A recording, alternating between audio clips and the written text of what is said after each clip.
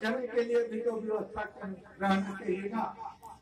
तो कंदर्प जी कहे कि हम 1 फीट इधर और ले लेते हैं जगह तो चल सकता है। थोड़ा सा जगह ले करके वही दोनों घरे अब प्रस्तुत किए। घर में कंदर्प जी कहे कि देखो मैं तपस्या के लिए बैठ रहा हूँ और शादी करके आज लाया है और कंदर्प जी कहता है कि मैं तपस्या करने के लिए बैठ।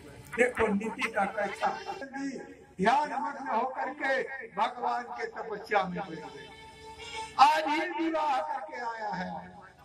उनकी पत्नी देवहूति उनकी बड़ी सुरक्षा कर रही थी और ऐसे करते करते 40 साल तक तपस्या में बैठे। 40 साल के बाद जब करदम जी उठे तो उतने में देवहूति के तो बाल भी पक गए थे, पूरी हो। कहने लगे करदम जी कि तू कौन है? देवहूति कहने लगे स्वामी आप नहीं पहचानते, 40 साल पहले विवाह करके लाए और 40 साल की स्थिति में तो मैं बुढ़ापा आ गया। कहने लगे कि तू तेरे पिता के घर नहीं चले गए मुझे।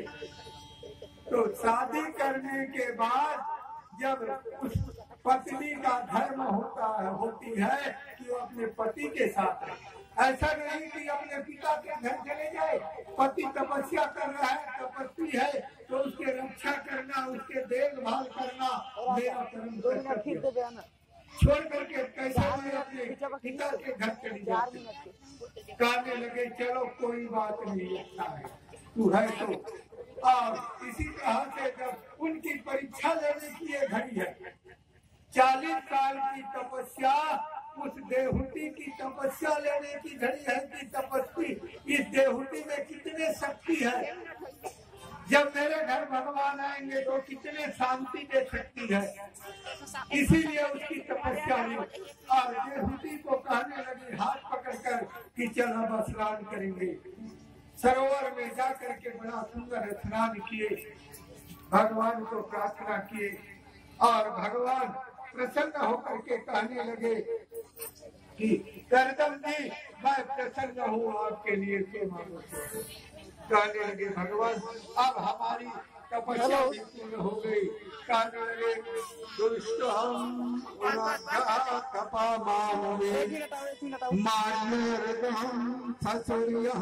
परम गता परमास्यतं भक्तया तस्य नौकन्यायनम्।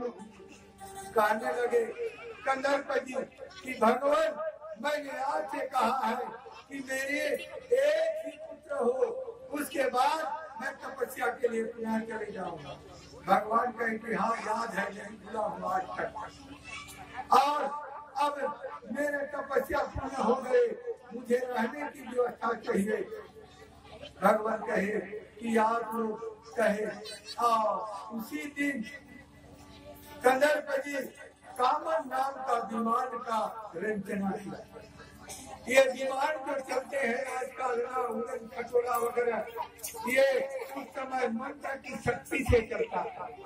अपने